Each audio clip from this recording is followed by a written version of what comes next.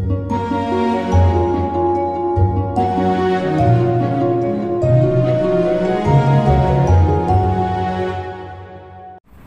anak-anak, selamat pagi. Berjumpa kembali dengan Pak Cahyo ya. Pada hari ini kita akan masuk di tema 2, subtema yang ketiga ya. Masih pada tema menyayangi tumbuhan dan hewan. Nah anak-anak, pada hari ini kita akan belajar peran anggota keluarga. Nah, setiap dari masing-masing anak itu tentunya memiliki anggota keluarga. Nah, mari kita belajar pada pertemuan hari ini ya. Kita masuk ke tugas dan peran anggota keluarga di rumah. Nah, ada yang tahu enggak ini peran masing-masing anggota keluarga di rumah? Keluarga itu ada apa toh? Keluarga inti itu ada ayah ya, ibu dan anak ya. Itu masing-masing memiliki peran. Nah, mari kita belajar. Nah, setiap anggota keluarga itu memiliki peran dan tanggung jawab yang berbeda-beda.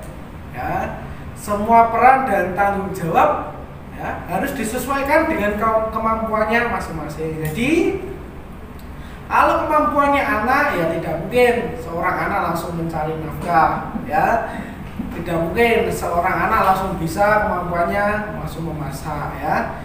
Sebaliknya juga seorang ibu kemampuannya juga harus disesuaikan juga dengan ayah ya. Baik, mari coba kita sebutkan ya peran anggota keluarga dari gambar berikut ini ya. Coba dilihat gambarnya ya. Yang pertama ini apa? Ya betul sekali, ini adalah seorang ayah ya. Ayah memiliki tugas apa? Kurang lebihnya adalah mencari nafkah dan memenuhi kebutuhan seluruh anggota keluarga ya. Bagi ayah itu kalau anggota keluarganya butuh makanan pokok, sembako harus mempersiapkan semua ya. Dibeli dengan menggunakan hasil keringatnya yaitu berupa gaji dari uang ya. Jadi ayah harus bekerja dan mencari nafkah. Itu ya. Nah, ini gambar yang kedua, kira-kira gambar siapa ini? Nah, ini adalah seorang ibu. Biasanya mengurus rumah tangga. Contohnya mengurus rumah tangga itu apa? Ya memasak, lalu mengepel, mencuci pakaian. Ya itu termasuk tugas dari ibu. Ya, di mengurus keperluan seluruh anggota keluarga. Jadi anak-anak untuk setrika baju, mencuci piring itu harusnya tugas seorang ibu. Nah, anak-anak bisa membantu di situ, ya. Baik. Nah, maka anak-anak juga memiliki peran yang penting dalam keluarga, ya.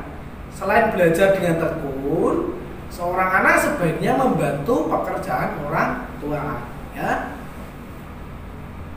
Membantu pekerjaan orang tua di sini yaitu membantu pekerjaan yang mudah dan ringan, jangan yang berat-berat ya untuk anak ya. Contoh ibu, setelah ibu itu mempersiapkan masakan, tentunya anak-anak kan makan. Bisa dibantu pekerjaan ibu setelah makan yaitu mencuci piring. Ya. Lalu anak-anak bisa juga membantu untuk menyapu. Nah, supaya rumah itu lebih bersih. Begitu ya anak-anak ya. Ini tentang tugas dari keluarga inti tadi ya. Baik, mari kita lihat. Melaksanakan hak dan kewajiban di rumah. Nah, ini ya poin pentingnya. Hak itu apa toh? Hak adalah sesuatu yang harus didapatkan atau kata kuncinya adalah mendapatkan. Itu adalah hak. Lalu pertanyaannya, kewajiban itu apa? Kewajiban itu adalah sesuatu yang wajib dilaksanakan. Ya. Jadi hak itu mendapatkan, kewajiban wajib melaksanakan. Nah, biasanya seseorang itu akan mendapatkan hak apabila sudah melaksanakan kewajiban. Contoh, seorang guru dia akan bekerja terlebih dahulu, ya, bekerja itu kan kewajiban, lalu akan mendapatkan haknya, yaitu berupa upah atau gaji, ya. Termasuk juga pegawai, karyawan, dan yang lainnya, ya. Itu termasuk hak dan kewajiban. Nah, setiap anggota keluarga juga memiliki hak dan kewajiban yang harus dilaksanakan. Nah, anak-anak, semua kewajiban sebaiknya dilaksanakan dengan tulus dan sungguh-sungguh. Hak setiap anggota keluarga itu juga sebaiknya dapat diterima dengan baik. Nah, mari kita berikan analisis kita, ya. Contoh hak anak yang ada di rumah. Hak anak itu contohnya apa? 1. Mendapat kasih sayang dari orang tua. Itu contohnya, ya. Yang kedua, hak untuk mendapatkan waktu bermain. Nah, lalu kewajibannya apa? Kewajibannya satu apa? Ya, membantu orang tua, lalu belajar dengan tekun di rumah, ya. Itu contoh dari hak dan kewajiban anak, ya. Kalau seorang ayah, hak dan kewajibannya apa? Kalau seorang ayah, kewajibannya tadi apa? Mencari nafkah. Haknya apa? Mendapatkan waktu istirahat saat di rumah, ya. Hak untuk mendapatkan hasil dari kerja kerasnya, ya. Gitu. Kalau seorang ibu, kewajibannya tadi apa? Mempersiapkan semua kebutuhan anggota keluarga, ya. Maka dia harus mendapatkan hak. Haknya apa? Bisa bermain dengan anak-anak, ya, hak, ya. Lalu bisa mendapatkan waktu untuk istirahat juga. Lalu mendapatkan masakan yang enak. Nah, ini salah satu hak yang didapatkan oleh ibu, ya. Baik, mari kita lihat. Bekerja sama dalam melaksanakan tugas di rumah itu sangat penting. Maka setiap anggota keluarga itu memiliki tugas dan peran yang berbeda-beda, ya. Tolong menolong dan kerjasama itu akan membuat pekerjaan menjadi lebih ringan dan cepat selesai. Nah, mari kita lihat gambarnya, ya. Ini ada sebuah keluarga, ya. Ada ayah, ibu, dan 2 orang anak. Apabila dalam sebuah keluarga itu bekerja sama dengan baik, maka pekerjaan yang ada di rumah itu akan cepat selesai, ya. Dengan tolong menolong dalam melaksanakan tugas, kita dapat menjaga kerukunan, ya, dengan anggota keluarga yang lainnya. Nah, baik, anak-anak, kurang lebih penjelasan dari materi peran anggota keluarga sampai di sini. Selamat belajar. Tuhan Yesus memberkati. Halo anak-anak, selamat pagi. Bagaimana kabarnya hari ini? Tentu anak-anak dalam keadaan sehat, kan? Hari ini kita akan belajar PJOK tema 2 subtema 3, yaitu tentang gerak kombinasi non-lokomotor. Nah, sekarang anak-anak perhatikan gambar berikut ini. Kira-kira ini gambar apa? Betul, gambar di samping adalah gambar anak sedang melakukan kegiatan memutar badan. Gerak memutar badan termasuk ke dalam gerakan non-lokomotor. Mengapa? Karena gerakan itu dilakukan tanpa berpindah tempat. Nah, untuk gambar yang kedua, silakan diperhatikan. Betul, gambar tersebut adalah kegiatan anak sedang melakukan gerakan menekuk badan. Gerakan menekuk badan juga merupakan salah satu gerak non-lokomotor. Kenapa? Karena sama-sama dilakukan tanpa kita harus berpindah tempat. Sebelum kita melakukan gerak memutar dan menekuk badan, kita harus melakukan pemanasan terlebih dahulu. Apa tujuannya?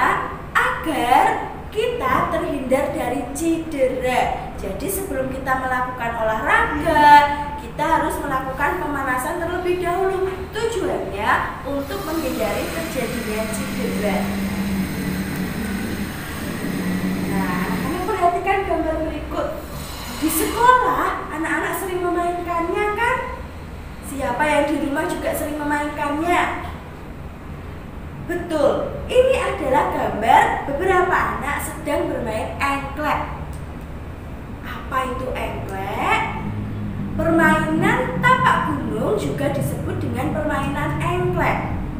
Permainan engklek merupakan permainan tradisional yang berasal dari Indonesia. Permainan asli dari negara kita. Nah, permainan tapak gunung atau engklek dapat dilakukan di halaman ataupun di lapangan. Jadi kita dapat melakukannya di tempat yang luas. Permainan tapak gunung banyak melakukan gerak melompat, menekuk, dan juga memutar.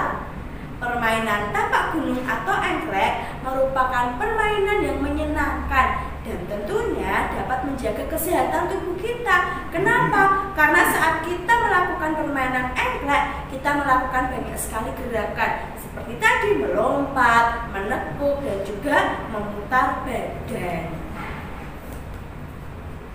Lalu apa yang perlu disiapkan dalam permainan tapak gunung atau engklek? Yang pertama, kita harus membuat kotak-kotak di tanah lapang. Jadi sebelum kita bermain engklek, kita harus membuat polanya dulu. Kita harus membuat kotak-kotaknya terlebih dahulu.